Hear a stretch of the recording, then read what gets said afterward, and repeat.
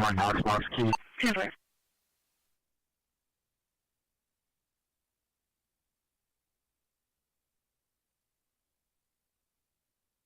I am listening to voice comments right now.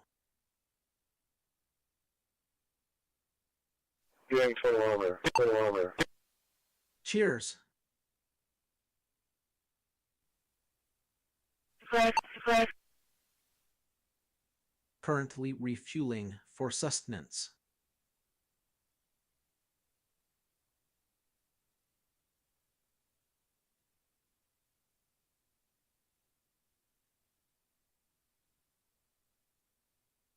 There's a way to make an entrance. This is my destiny.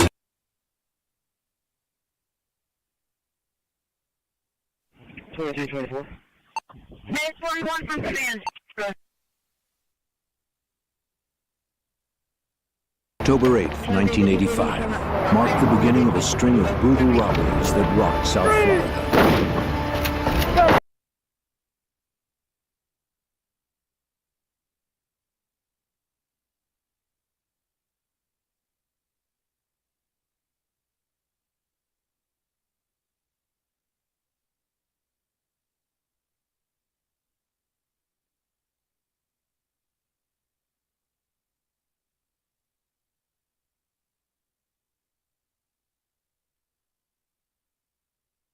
Try 230 in the area.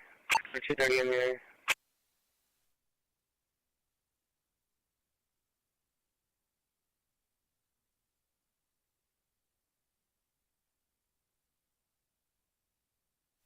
This is the powers that be, Sergeant Busy, coming to you live from Fallujah. Yeah. Tonight, American forces are inside Fallujah. U.S. and Iraqi troops are pounding the city of Fallujah. Oh, yes. You hear that? You hear that? That shit going down on Fallujah. That's where we're going to be in a matter of hours. Coalition forces have assaulted Fallujah for the purpose of putting down this insurgency. This is a frontal assault on a major city. The kind of fight they like. Red's clearing some stuff over here, so we have to watch our fire to the left. Combat beers. Combat beers!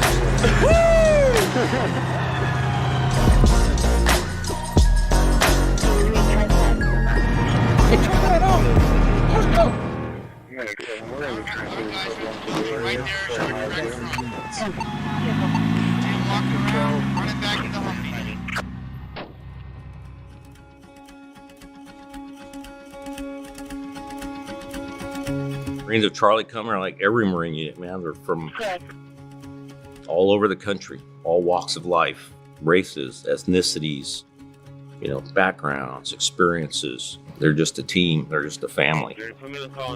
There was no shortage of valor. Absolutely no shortage. It was bravery everywhere you turned. I referred to them more than once, quite often, as Saint Warpig because they were the guys that could and would show up to anything.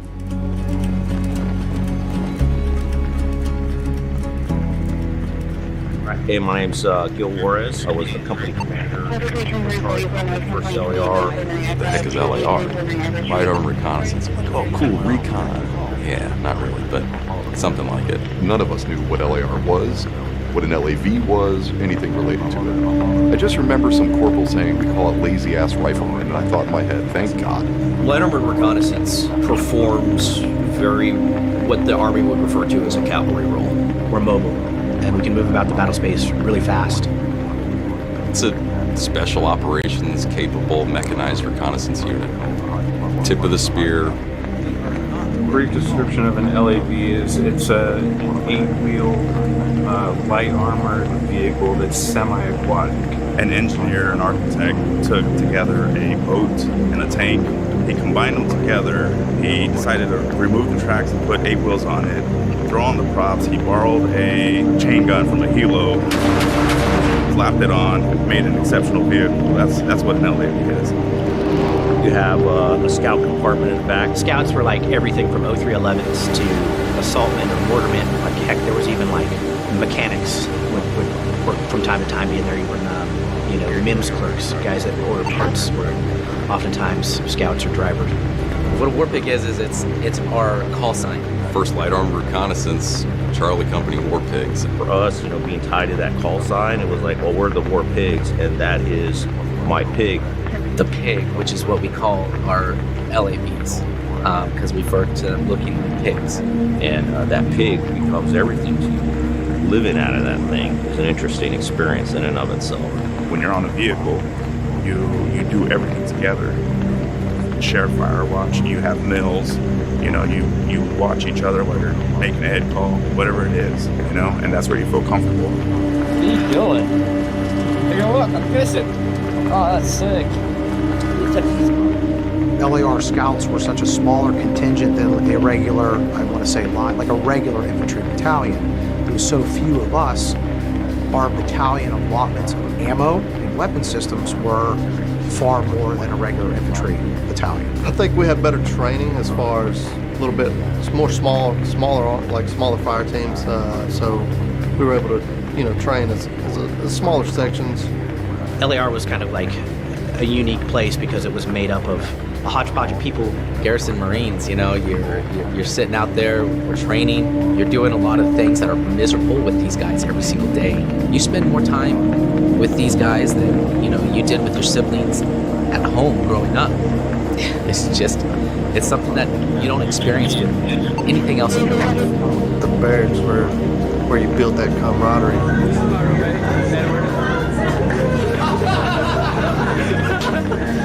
It becomes like that brotherhood. We were tight, so me, Matt, and Kyle hanging out, being stupid. A lot of us had been together for almost 2 years at that point. It was a really tight-knit group, and you didn't have, I think, the normal churn that you see sometimes in the Marine Corps. I think it made us a lot closer to each other. It also made it harder when, things went bad. So going into our second deployment, I think it was a very tight unit because we've already had that experience from OIF 1. We had a few new drops, but for the majority, we were pretty seasoned. So I got attached to Charlie Company in September. It's tough because I was still an outsider. Everybody say hi. Our company went on an Okinawa deployment. We weren't sure we were going anywhere other than Okinawa. And then the rumors started happening, right? The Lance Corporal Underground started working. I also, in my brief time, considered myself the actual source of the Lance Corporal Underground, something I'm very proud about. The Marine Corps is run by Lance Corporals. They're the minions doing the work. And you'll be surprised at what a little conversation in the smoke pit what kind of info will come out of that. You get the scuttlebutt, where guys are just, talking. They're like, oh, there's something big going on. 1st Battalion, 3rd Marine Regiment, or Battalion Landing Team 1-3. We got a call from them after being on Okinawa for about a month. They called us up and said, hey, we think we might end up going to Iraq. We want more light armor. I remember being in the room when the word was passed that we were going to Iraq and we were like leaving very soon. And then that very soon turned into like, pack your shit, we're going. We had a meeting with the new folks and the BLT folks. They're like, we have room for 13 vehicles. There's generally 25 vehicles, a standard company. We were left then with kind of a shell of a company, and we had a couple weeks where we just didn't know what we were going to do. So what they had was an extra log and a whole bunch of extra scouts. I put as many scouts that I could in that vehicle. It's really just a hodgepodge of what they had available. So we were kind of this unique kind of ragtag kind of complement for Fallujah. Flag that was put on. That is awesome. So yeah, it definitely was a motley crew. Like a hodgepodge with like just a bunch of guys from different platoons. I always said that we were like the bastards. Like they didn't care about us. They just threw us in one vehicle. Like you guys are good. And then next thing you know, within 4 days, we were on ship. 5 days, we're steaming away. There's fishy fish. What's up? Tipping your cities or what? Nah, I'm just showing Kuwait what we sleeping in Kuwait. Man, we didn't know. We thought we were going to be in Kuwait for a while, just sitting there as like a reserve force. Then we started pushing north. We're all going to die. I seemed to be the only one in our company that knew we were going to Fallujah. I was a news junkie, and after the Blackwater guys got, hung up on the bridge and burned, I was hearing a lot of talk about fresh fighting and stuff like that. The city just became a stronghold for the insurgents. It was kind of this giant tumor. We get kind of rumblings like there's going to be something big, like something big is happening. Just videotape us while we're in a combat zone. You're gonna be the one to get us all killed. Way to go. Way to go, be an ass pirate. Yeah. You can't cover your sector fire with the video camera. Kid. Basically, we're doing patrols around, like kind of containment, like patrols around the city of Fallujah. We had a combat journalist attached to us, Scott Peterson from Christian Science Monitor. Great warrior, by the way. You know, we're doing patrols down into like between Camp Fallujah and Abu Ghraib, south of the cities, and that's when we had our first casualties. We were conducting patrols outside of Camp Fallujah. The next thing I knew, I was riding an LAV on a shit show wave. Huge explosion through the vehicle. Somebody got fucking IED. The vehicle pitches forward, you know, I kind of come to a little out of it.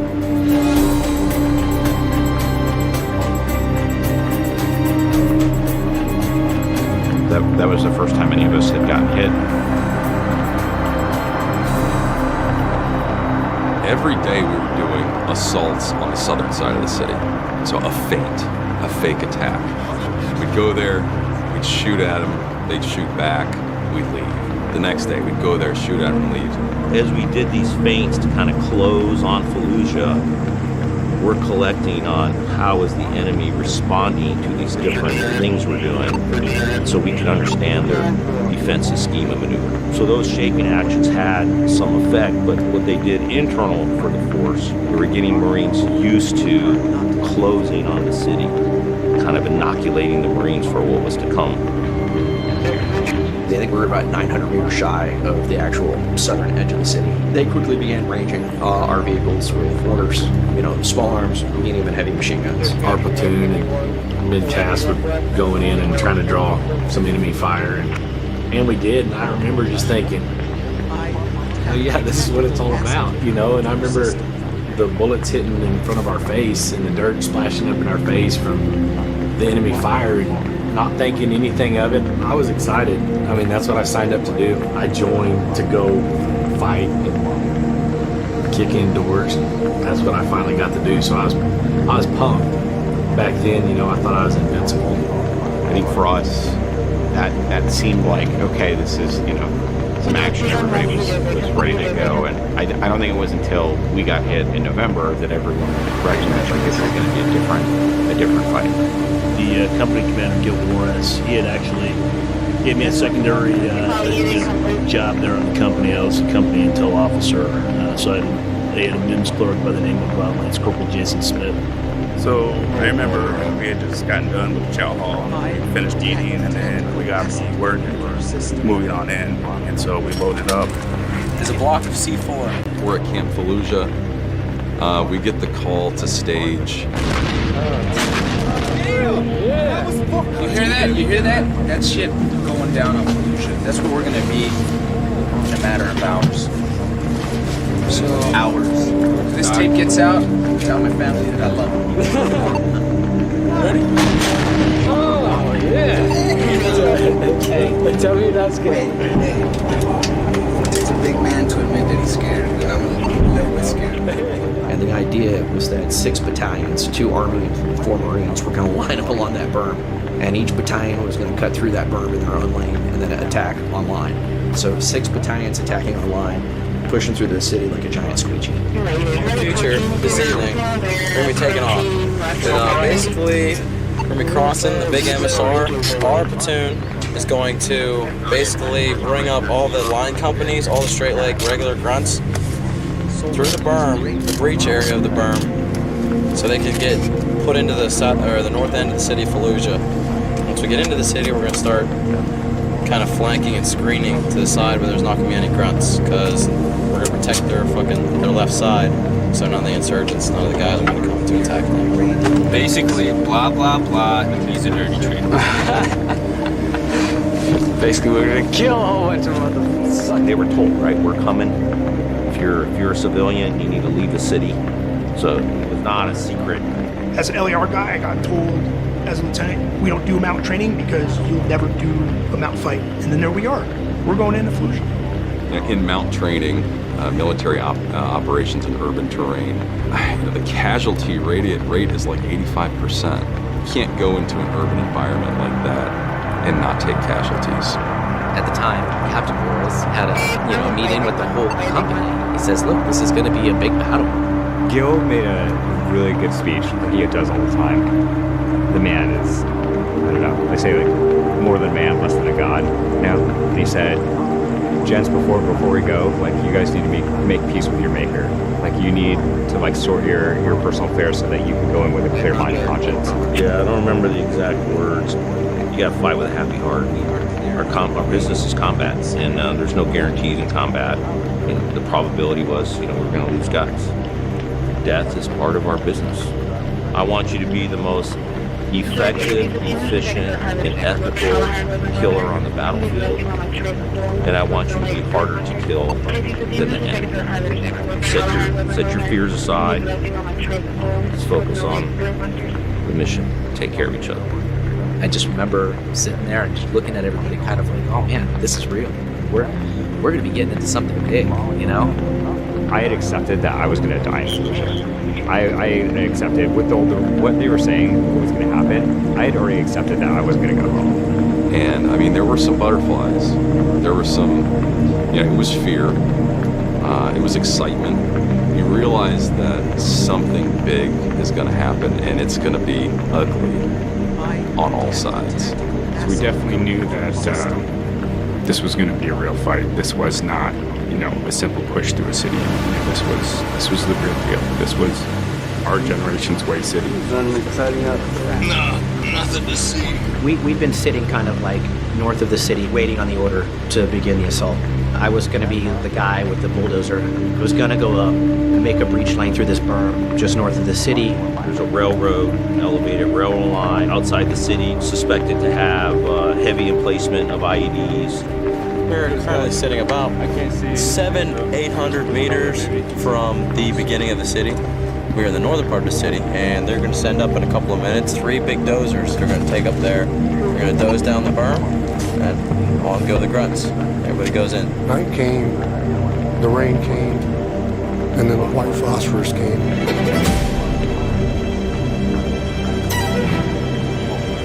It's like a scene out of Star Wars. The tracers and everything are going. Explosions, chaos, radio chatter, confusion. We're being shot at. Yeah, in the first 24 hours, I probably had about maybe a dozen different fire missions that we were calling in that night. How many munitions did I drop in the first few days? I would say a couple thousand rounds probably, and that was just me. So we get up there to the breach. The bulldozer kind of goes squirrely. It's kind of starting to do its own thing. And I remember Mike Aubrey, the other platoon commander, has to get off his vehicle and chase this thing down in the middle of the night, in the middle of his firefight. Establish communications with this guy again to get him to the breach lane to start going through. We were going to secure that breach site, and then we were going to guide the engineers forward so they could cut through the berm. It did not go according to plan. There's something wrong. The bulldozer can't get through. It takes forever. So they sent the engineers out. They tried to push through one of the bulldozers. The bulldozer got stuck. And then they tried to use more explosives on the railroad tracks. It didn't work. They used the other bulldozer. That bulldozer got stuck. An hour goes by. We're still at the breach site. Another hour goes by. We're still at the breach site. It's an all-night ordeal. Just a total debacle. Mike Downing was a young combat engineer that got attached to him. He had a very small 2-man team. We were down there in that area, and Mike Downing was hit, and we evacuated him, immediately, and we got him out of there. We got him back to the hospital. He actually got evacuated to Germany 2 months after what happened, but his body just shut down on him, and he passed away. But while this is going on, my scouts have pushed up there, so they're on the breach. They're securing the site, wait for the bulldozer to get up to go through, and one of the scouts trips. He was all Rambo'd out with grenades and flashbangs all over his vest. When he jumped on the berm, he hooked the pin to the flashbang. And I'm looking, and I'm watching this whole thing happen through my NVGs, and I see him roll on his back and frantically start grabbing at his chest. It was too late. The flashbang goes off, right? And it takes off part of his, his fingers. So all right, we haven't even gone into the city and now I'm dealing with this. Tanks were getting hit with mortars. There was just a lot of confusion, a lot of indirect fire. We could tell from the looks of it that we were in for a hell of a fight. From there, it was just chaos. And I remember vividly, like, it not being until, like, daylight the next day, like, we're finally in the city. Fallujah's a small town, right? It's 5 kilometers, but like 3.5 kilometers. It's very concentrated, dense. Pushing into the city, just, pushing in front of the vehicle, and it was just like that eerie, empty, like, dead city for the most part. I mean, just no life. You just hear these big eruptions of gunfire, and then it'd be quiet. You're just sitting there, you kind of catch something out of the corner of your eye. It was real quiet.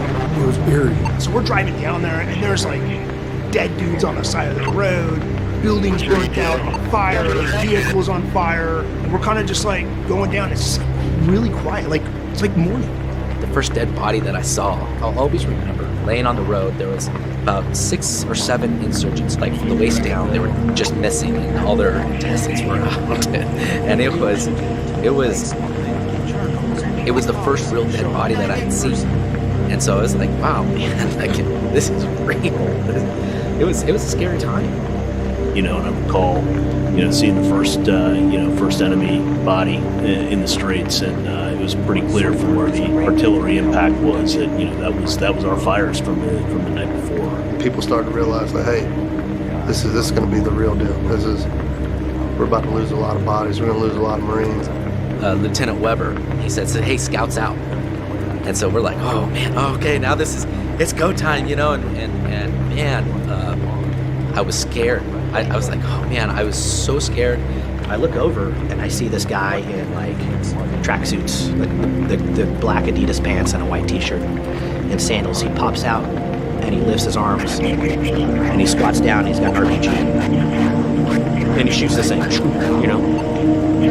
it goes right over my head. This RPG goes ripping by, and then the 25 millimeters going off, and all of a sudden we're in it. And I was close, so I open up on it and I just start sprinting. Like it was a little hectic the very first initial push into the city. I can remember hearing the rounds hitting the side of our vehicle.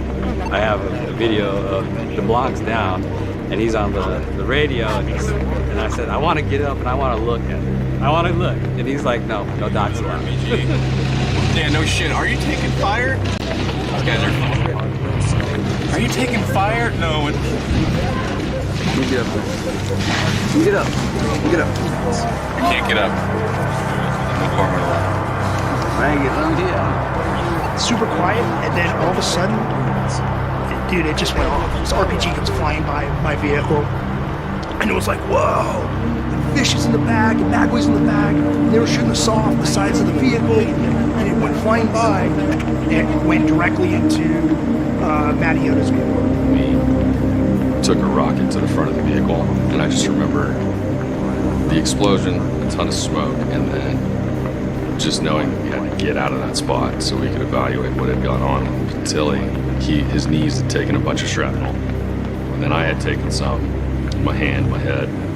Luckily, there was an Army support vehicle there with a bunch of medics, and they patched us up. I think by the end of the first day, we found a house that was in our battalion sector. We set it up as a company CP, and we started running combat patrols. Towards the end of the day, they started playing this chant over the speakers in all the mosques. The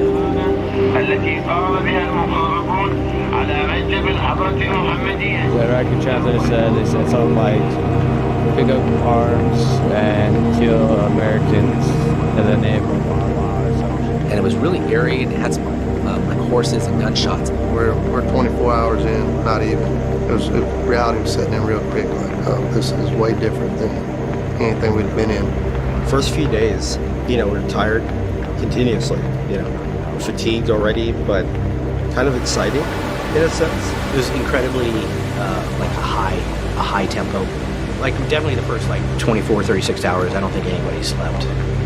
You're so tired, you're hallucinating. You've got to come up with a rest plan. You've got to do something.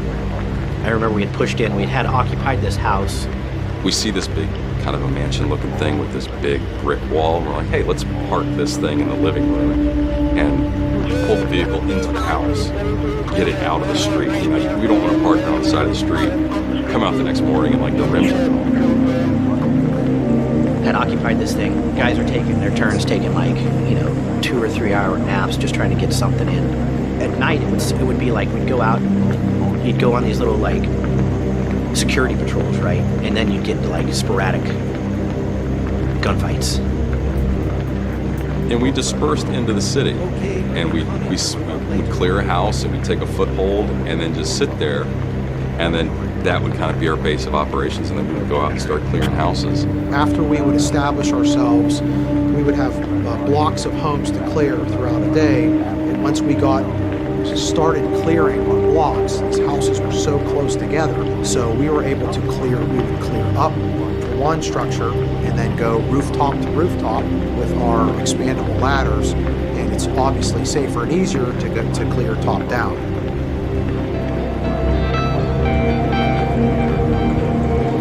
If you clear the building from the top down, they always feel like they can run out the front door. Room right there.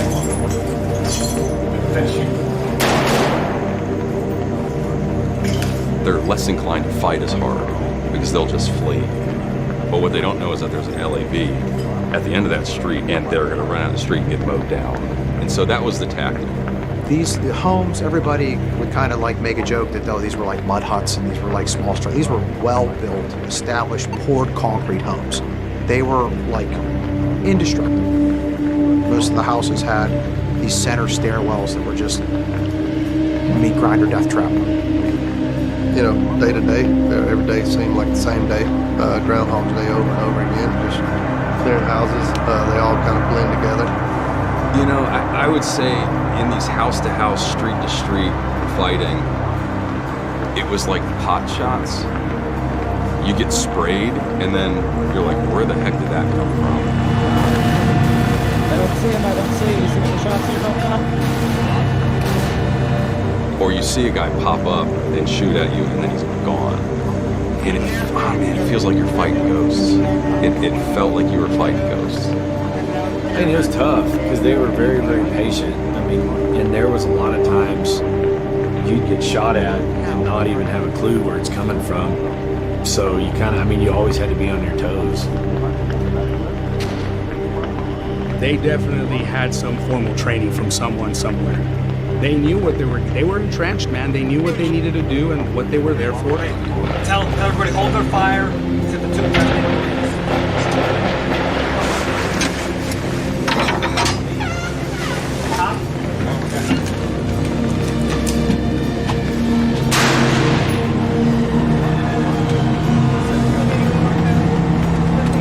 Everything was group effort. If you shot, we all shot.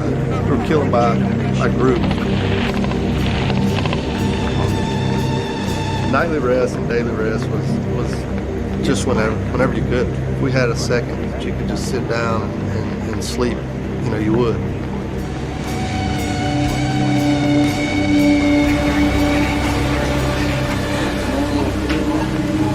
Man, turn that shit.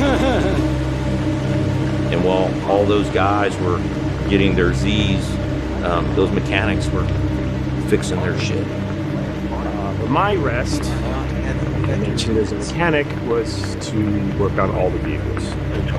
And I had vehicles from every single platoon coming at all hours of the day. Yeah, I don't recall getting much sleep. So every morning at first light, we'd have our task, our blocks that we would hit that day. They'd say, hey, Sergeant Boyd, you guys are going to clear from this number to this number and all the homes basically in between. This is where we're at right here. Alright, basically all these little things right here are like one room concrete structures, no bigger than this. But there's an ass ton. We're going to be clearing all of them. So do you guys have any questions on this? More than one line. Maps. Fuck the maps. And I would armor up. I would have several pounds of TNT. I would have C4, dozens of 40 mil launchable grenades. I would have hand-thrown smoke grenades, regular hand grenades. We'd have half dozen, a dozen of those apiece. I jumped on a scale, and I was well over 300 pounds, and you'd be lightened up by the afternoon. Very munitions intensive. Target!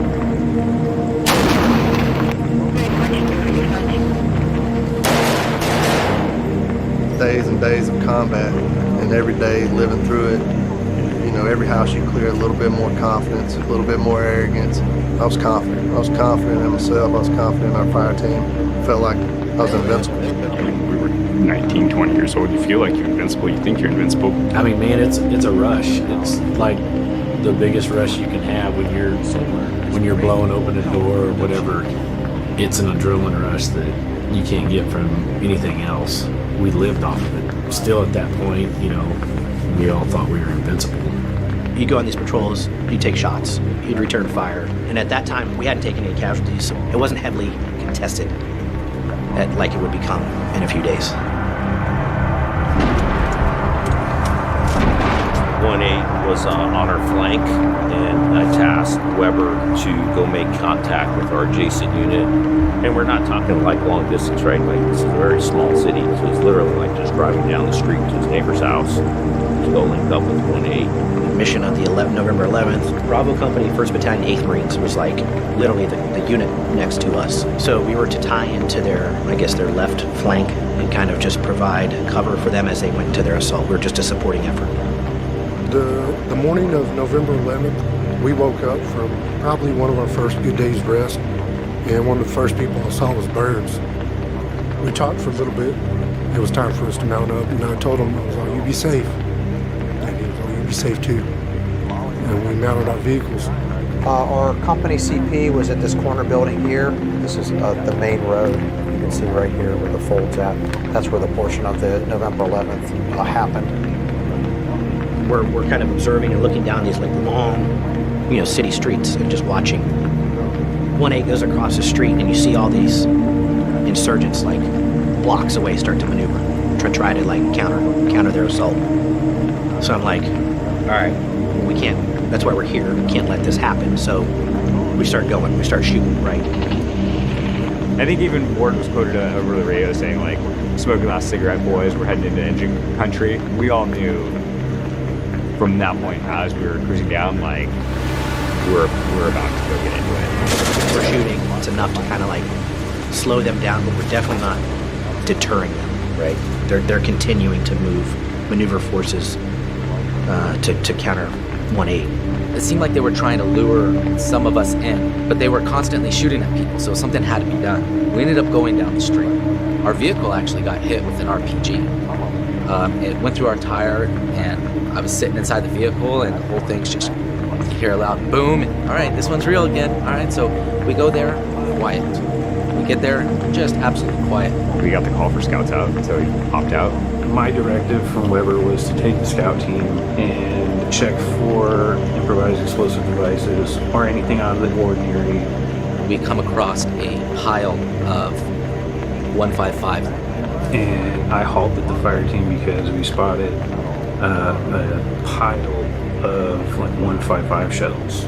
And I was like, oh, this is it. So I signaled back to Lieutenant Weber, and gunfire just erupted from everywhere. I mean, every direction. Everything just kicked off, and it was just gunfire from everywhere. All hell kind of broke loose. A lot of small arms and machine gun fire from weapons and rooftops and things like that. And it was chaos. All the vehicles started engaging main guns, coax, 240s. What I could pick up from the radios, somewhere between 10 and 20 enemy fighters had emerged in this small street complex. We were stacked up on this corner, trying to cover off this corner as we were watching the LAVs next to us being ambushed. And meanwhile, we're just getting hit from everywhere. It was 360. This goes on for a while. They're not dumb. And they would have like these blankets and towels hanging from the windows, and all of a sudden it was like you'd see a ghost move. By the time you try to acquire a target to lay some effective rounds down, they'd be gone. And all of a sudden like another one. And I'm just like, holy shit, dude. Like, and meanwhile, we're getting blasted from the other side. It was a hornet's nest. You don't know who's actually shooting at you, and then you get shot at from different angles. You know, you've got rounds hitting your feet all around. It was absolutely insane. So we're kind of stuck on this wall, but we're just getting hammered. So we're just shooting everywhere we can. They started saying, hey, we're taking heavy fire. You know, we need reinforcements. Staff Sergeant Holder said, hey, we're going to start pulling forward. We get a call, first platoon's been engaged. We're going to back them up. This guy runs out in the middle of the street with an RPG. Nathan's vehicle swung that 25 millimeter and put a 3-round burst in the guy's face. And I was just sitting here like wondering, like, who runs out in the middle of the street like that? So we push down, my corpsman engages. I'm thinking to myself, that was probably the only time out of any combat deployment where I thought, this is it. We've had to get back into the vehicle. There wasn't a fight that was really winnable. And so we're pinned up against this wall. We kind of move back. Lieutenant Weber signaling us to come back to the vehicle. And so one by one, we kind of made our egress.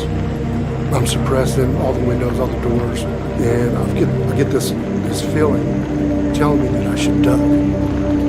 As soon as I duck, a burst of machine gun hits right where my head would have been, above the vehicle. And I was like, fuck, I need to move. And that was when it was, we were told that one of the scouts had been shot.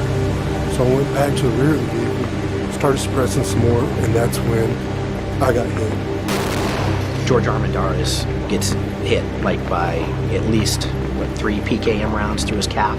I think it's pretty bad. We're gonna have to we need to get him out of here. They're pulling him back and starting to evacuate him. The look was like, man, this isn't good. We're out here like exposed to all of this. What are we gonna do? So that's when I tell Holder, my platoon sergeant, Sam Holder, like, hey man, like I need you push your vehicle up, push it up, and I need you to basically get in front of the scout so I can get him out of here without hesitation. Boom, he moves up.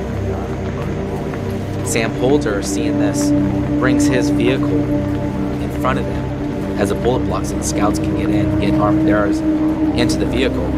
During this time, he's getting that brunt of those bullets. And Staff Sergeant Holder was like, Kata, I need you to move forward. And I was thinking, shit, how much deeper are we getting into this? You know, how much, further do we need to go? Because we're already taking heavy fire now. All of a sudden, the bullets just, we were like a magnet at that point. I remember hearing just ding, ding, ding, ding, ding, ding, all over across our vehicle. I see 3 little silhouettes on the rooftop. I sat there and just started hosing it down. And my main gun goes down. The elevator, the 25 millimeter breaks. Kyle's down in there. He rips the gun apart, breaks the gun down, tries to rebuild it, puts it back together. He's like, tries to put it back in the cycle. Nothing. I give him my 240. Kyle's shooting with the 240. I got my M16. And these guys are coming at us, right? Then the main gun on the vehicle goes down. When that happened, I had just happened to turn around. That's when I saw a puff of smoke come out the side of it. RPG comes down and hits the turret. Like Kyle is shoulder to shoulder with me. And the RPG, I don't know how it misses me, but it hit Kyle on the side. He keys on his headset and he says, I'm hit. And he sits down, kind of slumps down in the turret. And I remember I'm holding my rifle and I look down at him. He's kind of slumped over and he's kind of, limp and like incredibly pale. At that time, I heard a snap.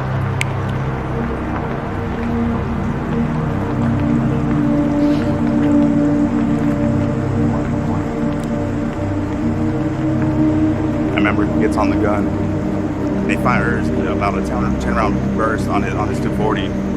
And at that point, I remember looking to my right and I seen, because he's standing up, I remember seeing blood at his ankles at that point.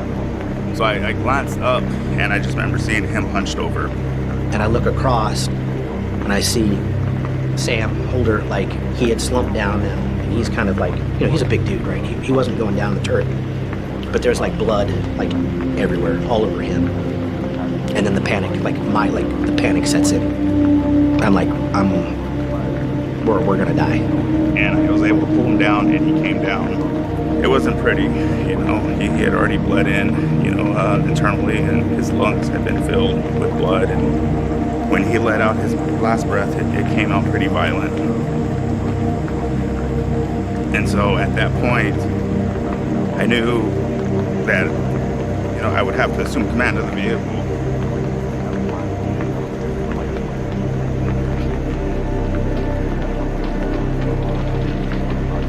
I'm backing up like at full speed. Andrews is backing up at full speed. Holder's crew is still trying to get him out of there. It was such a panic, and like I don't know. I remember like talking on the radio to Black Six, to Gil, and I'm like, I don't remember what I said, but I remember the feeling I had, and it was like despair. Like I had done something catastrophic, and I wasn't getting out of this. And I remember like just panicking, and I don't remember exactly what he said, but his tone and the way he said it like pulled me back, and it refocused me. I got Paul on the radio, and I was just, when I came out, I know you're hurting, but we still got a mission, and the company's still in the fight, and I need you to get your guys back. Right? I mean, it was simple as that. I didn't realize Holder got hit. I didn't realize Kyle got hit or Armendariz got hit, because I'm in the back of the LAV towards the end of the column, just kind of watching everything, doing my best to suppress the rooftops. We pull back out, and now we're on the main street. Paul Weber, Lieutenant Weber, randomly shows up, and he goes, help. And I remember thinking for a minute, like, what the fuck is this guy doing in the middle of the road? We're in a huge firefight here, and here he is, like, just standing in the street. So it's wide open. And then he said it again, had a very desperate look in his eyes. So I jumped out and start chasing after Paul Weber. Bamey ran out to join Paul and remain with his vehicle and his platoon.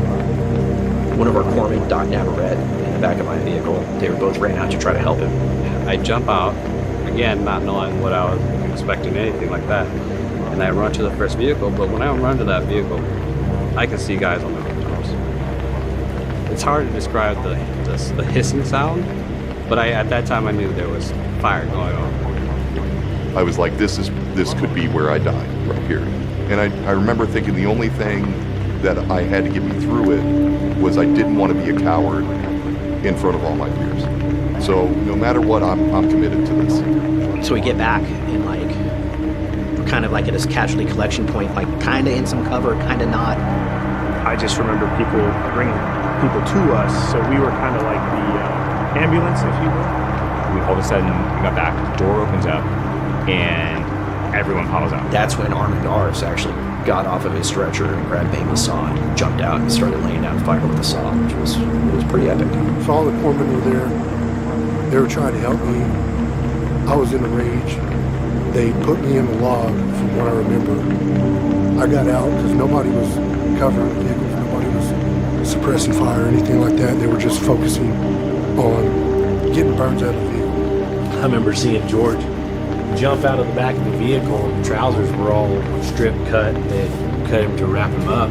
He went and got another security position. Couldn't even tell he'd been shot. I roll up, and they were getting Kyle out of the back of the LAV at this point, and we get him laid out on the ground. He still had a dip in the upper lip of his mouth. I started doing an assessment, and I got down to the side of his flak, and there was an RPG sticking out of him. And I'm shouting at him. You know, I'm trying to slap him in the face. Kyle, come on, man. And getting no response back. And I remember seeing like rounds like popping off the dirt, like birds and I were being shot at, you know. I was like, holy shit, like there's an RPG in him that hasn't gone off. He pulls the RPG out of the side, out of Kyle's side, man, and like this wash of like just blood, fluid and stuff just pours out. You know, Doc was working on the best he could. Because I remember running by Kyle, patting him on the face and just telling him, hey man, it's gonna be all right. So I got back in the log. That time they were bringing Burns to the log. I picked him up and I brought him into the vehicle, and I looked at him. I could just tell by his face he was gone. and he still had a dip in his mouth, just like Burns would have. They load Kyle into the vehicle. They got George back there now. We can't get Sam out of his LAV because he's too big. We can't get him out, so that whole vehicle has to leave and go back to Bravo Surgical at Camp Fallujah. I remember the Army, they ended up having tanks and whatever vehicles that were there lined up behind us. They ended up pushing forward, taking our spots, and then you could just hear the rounds going off, boom, And Cameron just said, punch him. We took off and we started heading out like basically a million miles an hour. Nick was working up Armidaris, and I had a couple moments with Burns. I pulled a dip out of his mouth. And then Neverett.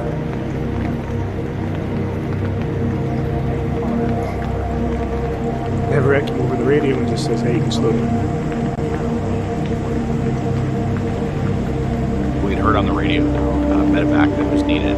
As we're traveling back out into the city, I see Adam in the turret of his vehicle, but I know that Adam is not the VC. He's the gunner, right? Like there's a reason that he's not up in the turret. That was the longest ride, that I've ever taken. Well, I remember as we were going down to Michigan, we were trying to get to Camp Fallujah. I was calling in the Casevac on the radio. I just remember Pitcher looking at me, and I don't know whether he signaled like that or whether he was trying to shout at me or something, but Burns was gone. And I think I started downgrading his casualty on the radio. The deceased Marines are routine casualties. They no longer urgently need assistance. It was a horrible feeling. It's bad when someone's getting called in as an urgent surgical and then they lower the priority. That's how you know they passed away. We just got out of this situation, which was it went from normal day to just absolute chaos and hell. And I remember we're driving into Bravo Surgical, getting into Camp Fallujah, and there's people playing volleyball. And we're passing people just going on in their normal lives. We were only 5 minutes away. It was just mind-blowing. We got back to Bravo Surgical and we got Armidaris out. We got Burns out. And then this is also on the recording too, is I had blood all over. I got blood all over my hands. Got blood all over my pants and I never want to go through a day like that again. But going right back out there, felt great. So I remember glancing over and I saw a stretcher. I knew it was in Sam's arm holder. And I remember just seeing an arm fall over. And I was like, oh man.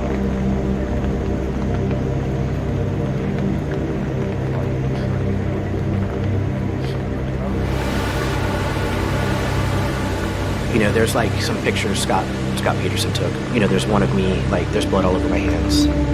They had to clean out my vehicle because it was full, blood, full of Kyle's blood. It was like a puddle. And I couldn't go back in that vehicle right then. I couldn't do it. The gallons of water that looked just like chum coming from the bottom. We were literally covered from head to toe in blood. The people at Bravo Surgical were phenomenal. They got us these brand new camis. They said, "Hey, if you'd like to, now you can go view the bodies." And I remember seeing Burns and Staff Sergeant Holders, laying side by side. It was rough. Burns' eyes were stubbornly open. That's when I finally just lost it. I just broke down, and Captain Alvin ended up coming out. And he said, "Hey, so Luis," he said, "you don't have to if you don't want to, but we still need you in the fight." He says, "It's still going on. Do you want to go?" I said, "Sir, this is what I signed up for." And without hesitation, I remember going in there, getting in back into the vehicle and taking off. They dropped the wounded and dead off. They went back out to the city. And I had to stay back there at Bravo Surgical. I didn't know what the fuck to do.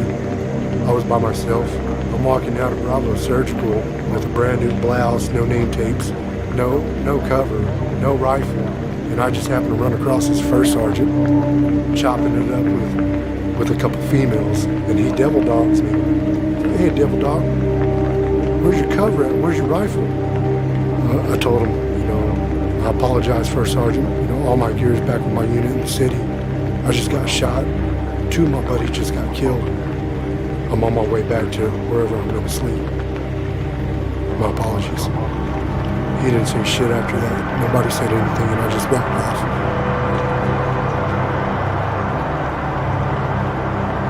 I think Gil was the one that found out and told me. And I remember we're in an Iraqi house again. It's like evening time frame, kind of dark-ish. So I couldn't see everybody's faces, right? I just knew I could see silhouettes of Marines and outlines. And I told them, they're gone. And I remember somebody openly weeping, sobbing. And I'll be honest, I wrote down being on Kyle's vehicle. Of course, we were best friends at that point. Just 2 little rednecks. It was that somber quiet that really nobody was just talking. They were just kind of in shock. In that moment, during that period, it was we're playing for keeps. We might not make it home. It was a somber mood, but I think the mood was more of anger. Bill pulled us all in the house and had a conversation and said, there's a time to mourn. It's not right now. We got a job to do. Let's finish it. I had my moment, and I dried it up, and then that was it. And then I took a nap, and then I was back up on watch that night at some point. And then it was just another day. So Kyle, kid from Wyoming, getting to know Kyle, we've done the workup together, road marches together. We're in the turret all the time. You spend time getting to know this guy, their habits and what they do, and he would constantly have a dip in. There were dip cans, Copenhagen long cut, everywhere scrolled about in that vehicle. He had logs of Copenhagen in his pack, and I knew he'd want me to have it. So I took every can I could. It got me all the way through the city. But yeah, he loved it. The hard part was everybody believed in Sam. Everybody believed that dude was indestructible.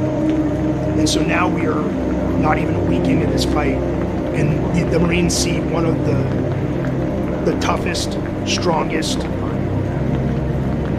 most influential staff NCOs in the company is lifeless, and they saw it. And the next thing is we got a long way to go, man. We got a long way to go. And we're telling the Marines he's gone, but he's not. He's still here. He's still with us. He's fighting with us right now. He wouldn't leave until the fight's over. Yeah, I miss him. It was tough. You think about these things, you're like, man, my decisions just led to the death of 2 Marines. There's not a day that goes by you don't think about them. Or what happened? It was 20 years ago. And it was tough for me as a company commander not be able to respond and support Paul there in that fight.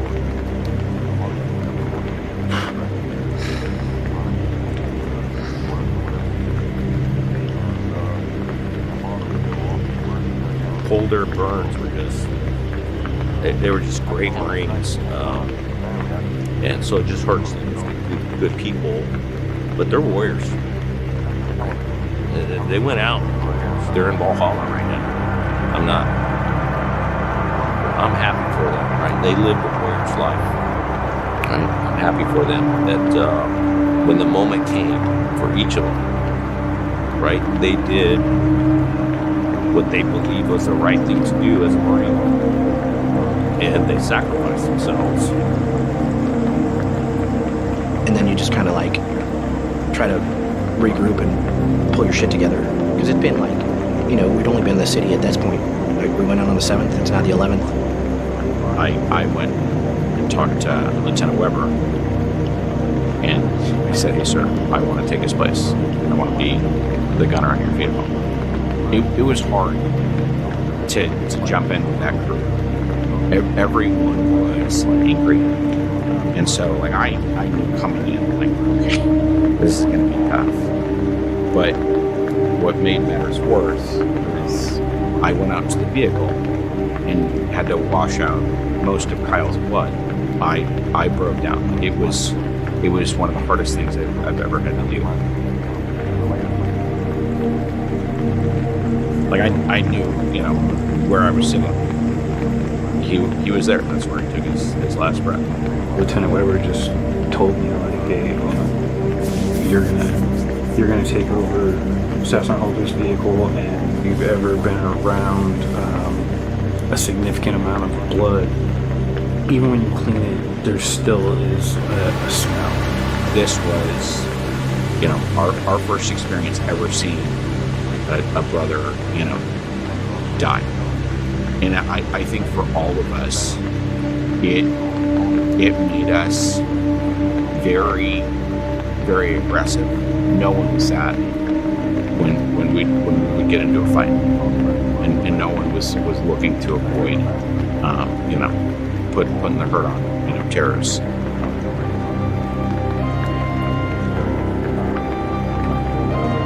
We're like a football team, right? We want to play the game. I hate that analogy because a football team, win or lose, everybody gets to go home. We don't play fun games. Our shit is serious. Dudes are now out for vengeance, and they want, like, payback. So we have to kind of temper it a little bit, because they're itching to get into a gunfight.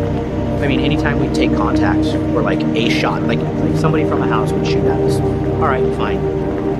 We'd cordon the house, basically surround it. We would shoot loom rounds into the houses in hope that something would catch on fire, which eventually it would.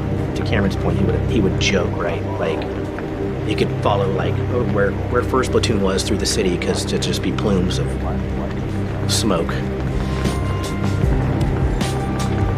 I wasn't going to lose another Marine because I was going to, like, value somebody's property over a life. Well, lo and behold, like, we literally, like, wrecked a block. I mean, they were on their own turf, right? They knew they had secret passages, they had ways to get through, and we would clear it, and these insurgents would go out, circle back around in a place that we just cleared. And so during this time, I was thinking, let's pile stuff up and set it on fire so they can't come back in here. And it was actually very effective, because you can't go into a house that's on fire. I tried to keep my focus. I wanted to blow everything up. Deep down inside, I wanted to kill everything, but it was not gonna be healthy for my platoon to see that in me. If we didn't think about the next block, there was gonna be more casualties. There was gonna be more loss. Let's go to the next chapter. As hard as that is, we will warn when we have time to warn. Now we're going to kill. We're gonna do our job. I know we were doing a lot of patrols. I mean, I spent so much time in the turret just driving around. It felt like I was just driving around in circles for just days and days and days. I mean, we got in gunfights 2, 3, 4 times a day, every day for a long time. It was pretty constant for 30 days. Hand grenade crates came in crates of 30 and 60. Kirby, our company gunnery sergeant, would show up in the morning and he would drop off a 60 crate for us, and we would grenade into the courtyard, grenade into the house, grenade onto the second floor, hand grenade here, hand grenade there. We would go through 30 to 60 hand grenades a day. We'd run through, and my cargo pockets are bulging with M67 grenades. And I think I went through probably about 20 a day. you know, we jump to the next building, we blow it open, then we clear it from the top down. Then we climb back up, jump to the next one, clear it from the top down. I'm not just going to run down the stairs and get smoked by the guys there, because once we make entry, they know we're here. So before we go down, we're throwing grenades down.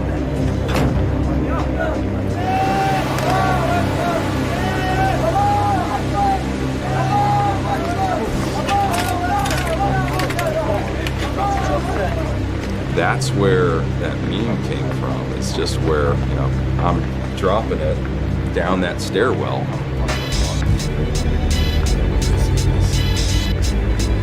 The funny thing about that picture is that grenade was a dud. And so people don't really realize it. I threw it down there. 1,002, 1,003, a minute, 2 minutes. I'm like, that thing's not going off. And I'm not going down there, right? Because it could blow up at any moment. Hey, everybody, let's throw a couple more grenades down there. We threw, I think, 3 or 4 more grenades. All right, it's all clear. Move to the next building. So we didn't even go down. And the funny thing is, the guy from the meme, he's an accountant. You know what I mean? So this huge blow up of this beam, and it's this badass Marine just dropping a grenade in a house in Fallujah, and then Debo, one of the greatest guys I know, in a CPA, wears a suit and tie at work every day. You know, just the irony. But no, you know, that meme, I think I probably first saw it in 2011, 12, 13, somewhere around there. I remember when I saw it, I was like, oh wow, that's me. I thought it was funny. You know, it was M67 frag. You absolutely have to kill everything in the room or something like that. There wasn't much time to just breathe, you know, except at night when you get a couple hours of sleep or whatever. But there was always something going on. There was never just quiet. After the 11th, it was nothing but go.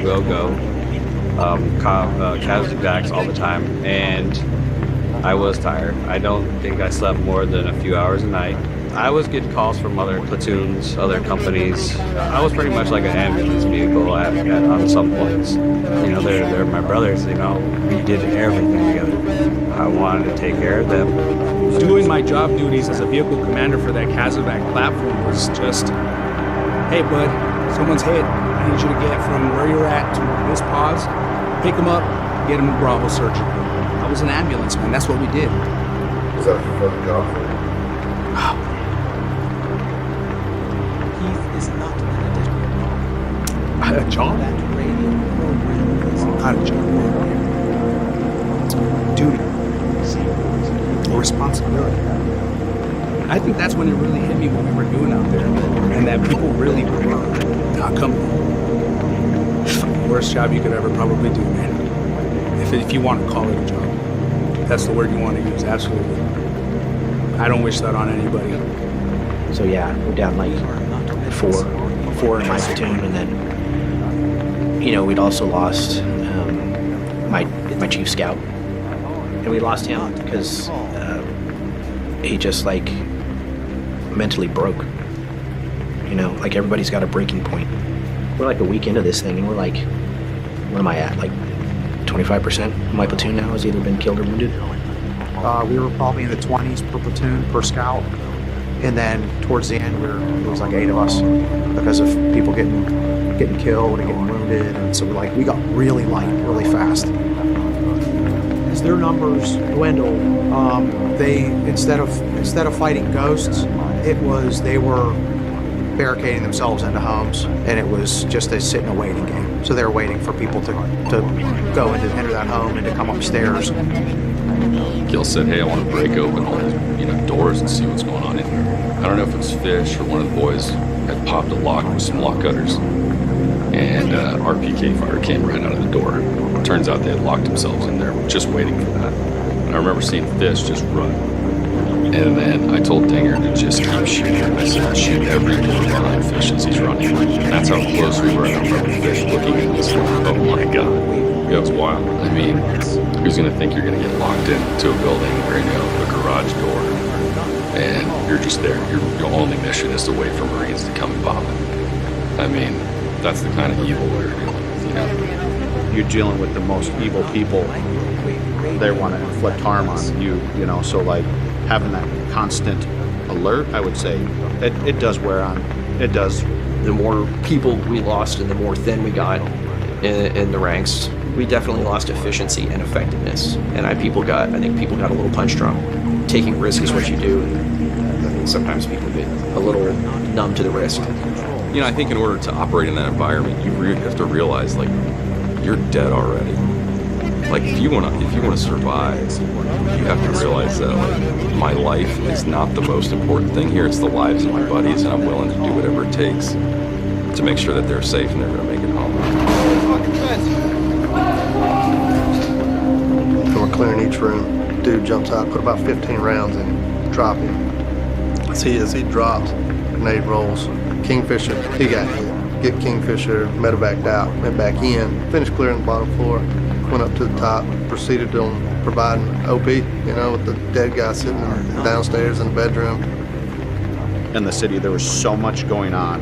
And when we'd lose somebody, you didn't have time to grieve or do whatever, because if you did, right, your mind wasn't in the right place. So you had to compartmentalize and push all that back. You have to shut everything down. You can't let your emotions control you, because at that point everybody's lives at stake. So if you're going off emotions and you're letting your emotions get the best of you, that's going to get somebody else killed. There was the sickness around that city, whether it was bodies or just I mean, it was just disgusting. And I remember, like, trying to get some chow down one morning, and I remember seeing a dog in front of us. As the sun started coming up, I continued to eat, and I was like, what in the fuck is that? And it happened to be a hand, but what really got me was the ring. That really brought things into perspective. That hand and ring belonged to some gentleman. And watching a dog eat somebody's hand, I mean, that puts your kind of life into perspective. Like, you are in a place where if you're not on it, like, your hand's gonna end up in some dog's mouth. So, yeah, it was just, it was the most surreal thing I've ever seen. Gunny Kirby comes by, you know, checking on us, bringing us chow. He asked me, Doc Leary? Yes, sir. Yes, Gunny. So, we'll jump on. So I got my shit loaded up on the logs. Met back up in my unit that same day, that evening, a week and a half later. It was great seeing them. You know, we all gave each other hugs and, you know, shit like that, you know, caught up. But that day I came back, you know, we were engaged in another firefight, as usual.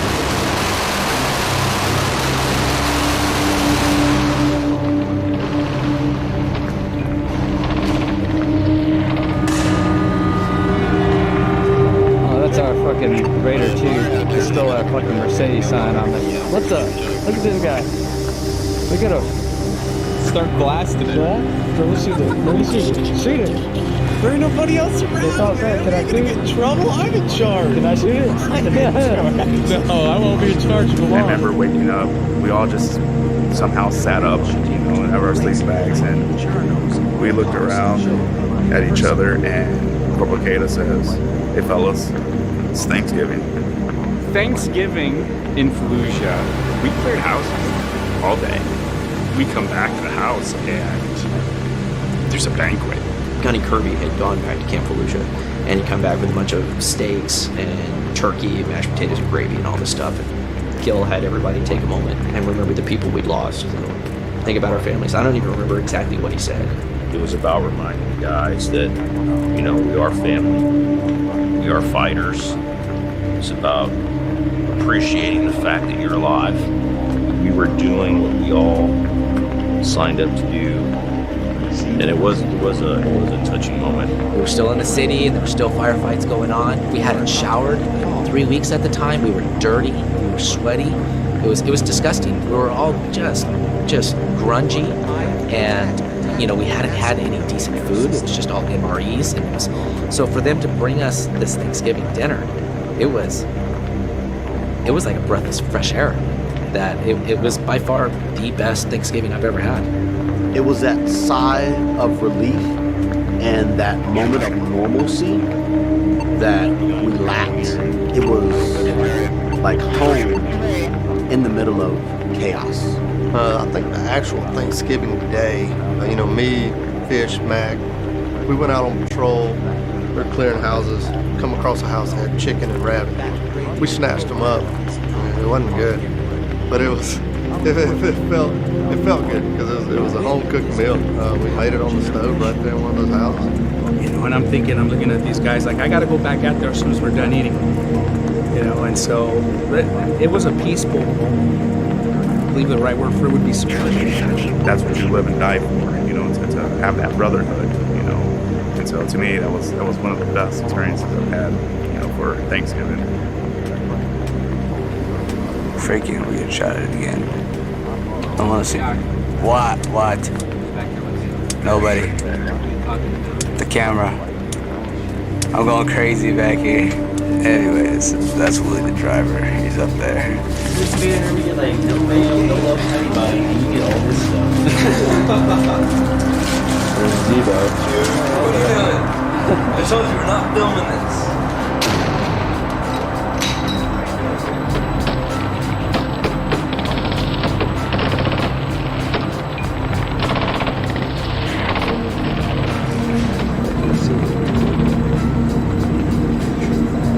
Smeagol voice. Why does it hurt us? Really nice to them. They've nice to us. By the time November 29th got there, we'd already done pushed all the way through the city. We'd done cleared all the houses, and then once you got down to the bottom side of the city, it was more industrial. MSR Michigan was like a really rough industrial area, so we called it Funland because it was absolutely horrendous to go into, and we had to go into there at nights on a pretty regular basis.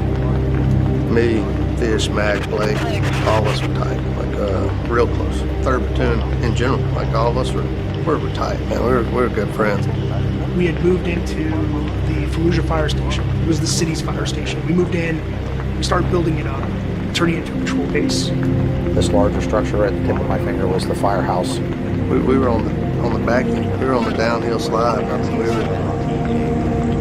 we'd done it. We'd done pushed through the city, and we thought, hey, we're here. We're done it. We made it through.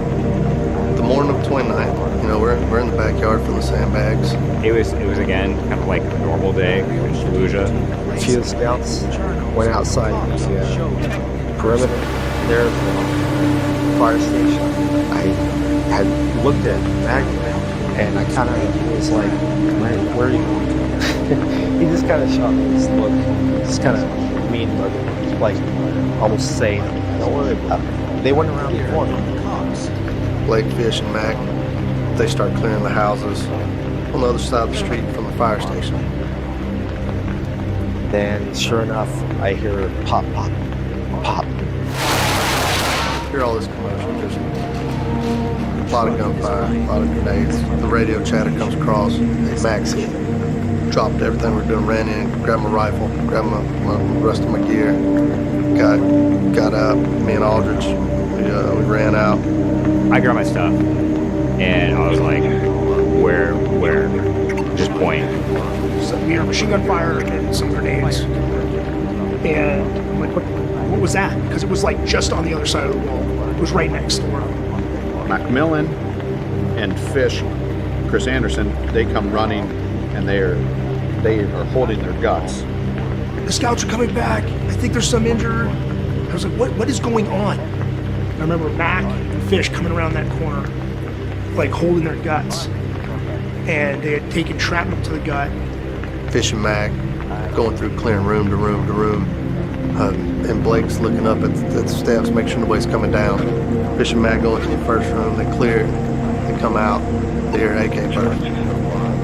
And they come out of that room, and Blake's laying at the bottom of the steps. And the sergeant, is trying to make his way up the steps. He throws a grenade down the stairs where Fish and Mac are standing. And that grenade blows up, hits Mac and Fish. They're covered. Like they've got blood coming down. And I started working Fish up, and Fish grabbed my hand, and he goes, "You have to go get Mac." I'm like, where the fuck is Mac? He's like, he's in the house across the street. I'm like, what's going on? Tell me what's going on. And they're like, Blake's still in the house. They're like, fuck do you mean Blake's still in the house? He's like, sir, he's still in the house. I'm like, okay, let's go get him. I tell Dinger and Garcia to fire up the vehicles. We literally jump on vehicles because me and Sergeant Garcia position ourselves literally in front of the house. Very quickly, Eddie and the scouts were going to make entry into the house. And so we sent another team, pulled them out of there, and then it just became this sort of ever unfolding clusterfuck to try to get them back. Me and all just kind of looked at each other. I was like, hey man, I'll run point. You know, I said, hey man, I'll run point. I know they're in there. So we're gonna go in and get Blake. And I went and I got the stack. And we were waiting, trying to figure out what was going on. We turned into the courtyard. Front door was wide open. So I was like, oh, man, we're not going through that door. So we went around. There's another door on the right side of on the house. So we ran up to it, kicked in the door, went in. And I was already seeing tracers going on. It was just, there's smoke everywhere. A lot of small arm fires coming down the hallway, hitting the walls. Bam, bam, bam. So I grabbed my flashbang, tossed it into the little hallway. You know, it goes off. Take a peek. Somebody was standing upstairs just laying constant AK-47 fire. Just machine gun, just tearing up the downstairs. There was just a barrage of fire. I got down low, started working our way into like this next hallway. Looking up the steps, trying to see this insurgent so I can get some gunfire on him. As soon as I turned that hall, you know, I was shot. Blink of an eye, you know, bam. I'm standing up, and then I'm laying on my back, staring up. Alders standing over me. A pretty meaty gunshot through my left leg, and practically like a graze through my right, about 4 inches deep on the right side. I was already calling in medevac for Fish. I called in the medevac for McMillan, and now I'm having to call in a medevac for Eddie. Gil gets on the radio and tells me, take a deep breath, Medinger. You're doing fine. I literally was just on my hands and knees. You know, I had no idea what I was even for, but I felt these other Marines coming out, and I felt a body, like they were attached to him, and I went in and I grabbed the other arm and started just dragging him out. Meanwhile, this firefight's going on, like over my head. These guys are shooting out the doors and stuff, and they grab Blake, we carry him out, and we take him back to the fire station. And I looked down and I saw gray matter coming out of Blake's ear, and I knew it was over. I already know Blake's gone.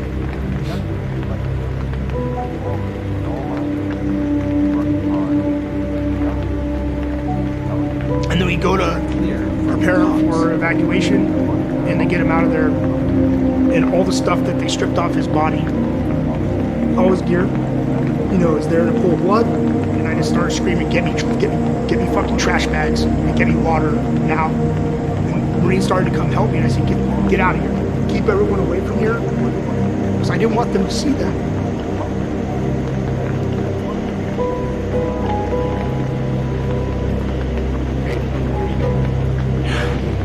And I was just trying to wash it all away. And I threw everything in trash bags. And I wanted to get it on the side of the base. Once again, it's not over. We got shit to do. By the time this was all happening, the rest of our company was catching up. Doc came through. He was applying the tourniquet on the leg. Like, oh crap, you know, it's reality, it's hidden. And that pretty much took me out of the fight. Made it to the base, made it to Camp Fallujah. I went straight to surgery. The pictures, Scott Peterson went in there to hold one. I mean, the walls are Swiss cheese. I have no idea how we didn't receive more casualties.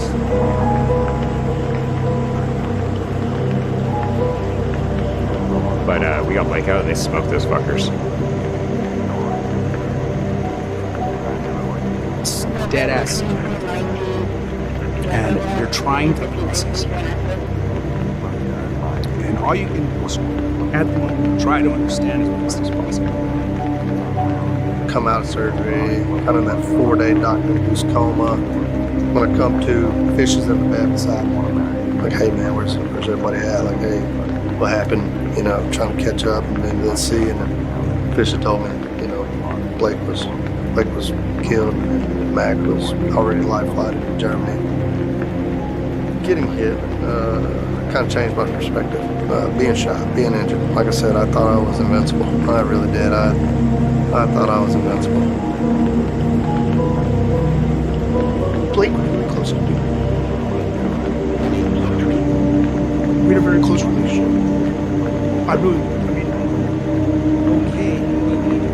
So when that happened, it was tough. It was tough. Every day I questioned what else could what could we have done different? And I wake up every morning thinking about him. And he was a great kid. I call him a kid. He was just silly. He was a silly guy. And he was a motivator. That was a rough day. And it tore me up, but like, we got shit to do. And yeah. It took us 45 minutes to get that freaking house.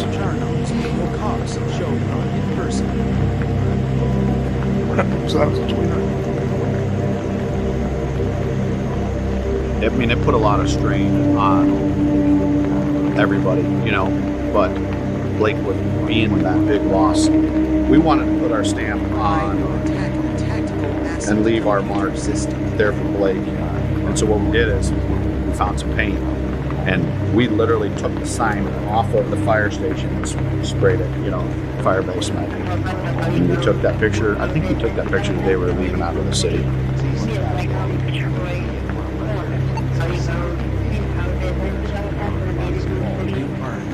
The whole scene there now is changing very rapidly.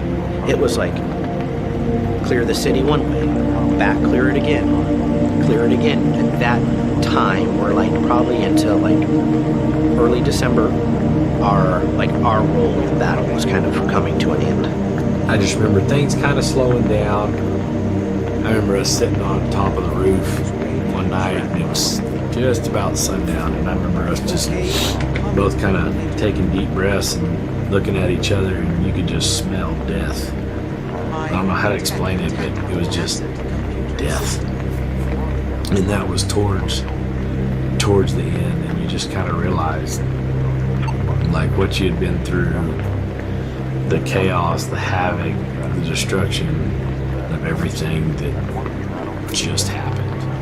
You know, we're moving out of the city, but where it really gets difficult is we're still that MSR task force. We started running MSR security patrols out of Auburn prison, so hitting the highway every day. Now we're doing MSR security or MSR bubble, which is rounding lines kind of past and south of the city of Volusia. Break out the time order.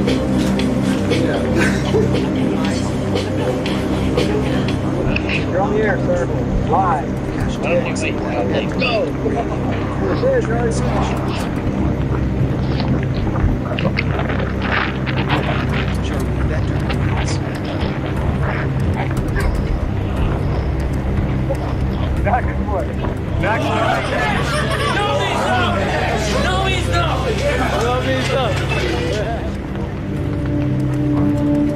Christmas Eve, and it's not what we're gonna celebrate. Motherfucker, you got 3 beers, game. What's up? Merry Christmas, bitch.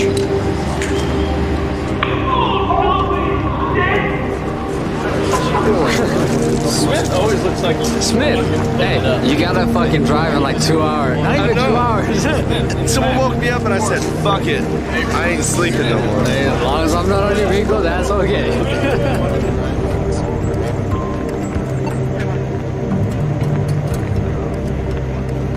New Year's Eve on December 31st. We were 2004.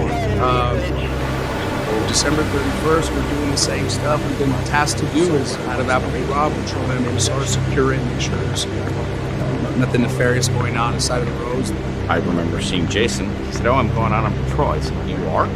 Like, what are you doing?" "I'm driving." I'm like, "Oh, all right, man. Hey, good luck." We were supposed to actually be out on that mission.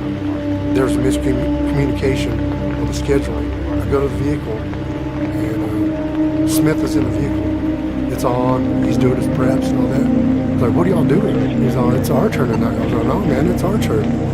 He's like, no, man, don't worry about it. We got it. I was like, are you sure? I was like, yeah, man, I'm sure we got it. All right.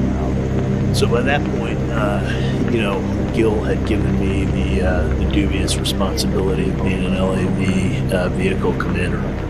So here I am, young artillery lieutenant, and I've got a section of LAV 25s. And that was just based off of the combat attrition at that point with vehicle commanders. Jason Smith was a NIMS clerk, but he was also trained as a driver, and we were down drivers, and so Jason Smith was driving on patrols. His vehicle commander was my artillery officer. Right, the artillery officer became a second